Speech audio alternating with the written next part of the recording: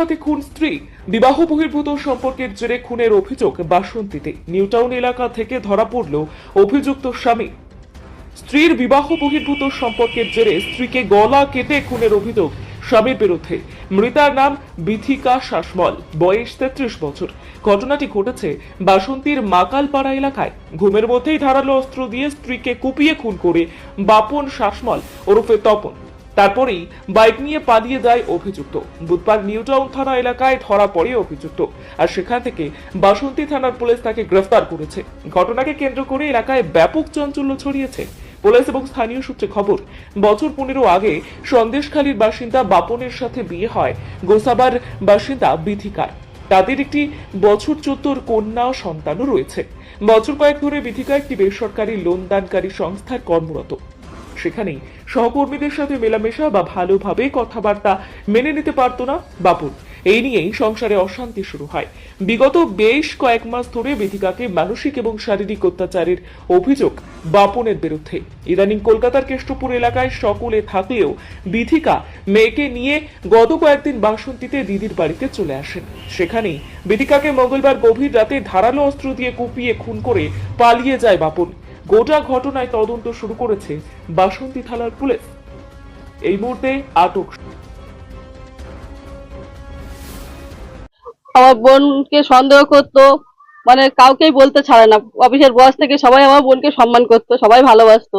ওর এটাই সমস্যা, পার্লারে কেন যায়, কেন ভালো সাজবে, কেন কি করবে, সব বিষয় ওর সমস্যা হতো। সেই কারণে মারধর করতো। একবার গলায় সুইসাইড করতে গেল, আমার বোন বাঁচালো। বাঁচানো থেকে ওকে উঠিয়ে নিয়ে এসে প্রায় সময় মারধর করতো, মানে পা থেকে মাথা অব্দি প্রচন্ড মারধর করতো সবসময়। ওই আমার বোনাই। কি নাম? বাপন শাসমল। ওর ডাক নাম ভালো নাম তপন, আর ডাক নাম বাপন। বাপন নামেই সবাই চেনে। ভালো নাম কি? ভালো নাম তপন, তপন শাসমল। বাড়ি? বাড়ি হচ্ছে সন্দেশখালী, থানা মণিপুর। ওরা 10 বছর কলকাতা আছে। আদর্শ আদর্শ পল্লী কেষ্টপুর আদর্শ পল্লী। বোনের সাথে কি নিয়ে অশান্তিটা হতো, কি নিয়ে? বোন এখন ও সন্দেহ করে যে ওর একটা বেস্ট ফ্রেন্ড আছে, সে খুবই ভালো, এদের হেল্প করে। যে প্রত্যেকটা লোন টাকা পয়সা আমার বোনের উপর চাপিয়ে দিত, যে তোকে এটা শোধ করতে হবে, এরকম ভাবে চাপিয়ে দিত। কিন্তু আমার বোন কিভাবে আনবে পয়সাটা সেটা ভাবতো না, কিন্তু বেস্ট ফ্রেন্ডের কাছ থেকে ধার নিত পয়সা, আবার এর জোগাড় হলে দিয়ে দিত। এরকম একটা ভালো বন্ধুর মতো সম্পর্ক ছিল, কোনো শারীরিক সম্পর্ক ছিল না।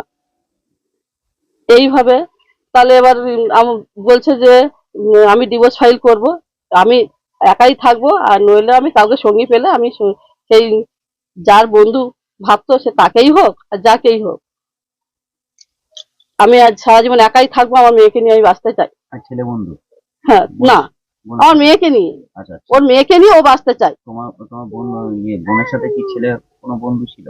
ছেলে বন্ধু ছিল, উনি খুবই ভালো, ব্যবহারও খুব সুন্দর। আমরা কথা বলেছি ওনার সাথে। সেইটাই কি সন্দেহ করতো তোমার জামাই? হ্যাঁ, বোনাই সন্দেহ করতো। শুধু বন্ধু ছিল, ও এরকম বদরাগী, প্রচুর মারে। আমার বোন টর্চার মানে সহ্য করতে করতে আজ এই পথে এসেছে যে আমি আর সংসার করব না, আমি আমার মেয়েকে নিয়ে নতুন করে জীবনে আমি বাঁচতে চাই। আর বোনকে কি মারধর করতো? প্রচুর মারধর করতো, প্রচুর। কালকে কি হয়েছিল? কালকে কিছুই হয়নি, ভালোভাবে বোঝানো হলো যে দিদি শেষবারের মতো আমাকে ক্ষমা করে দাও। ও প্রত্যেকবারই এসে বললো আমার এই শেষবার, তুমি চলো।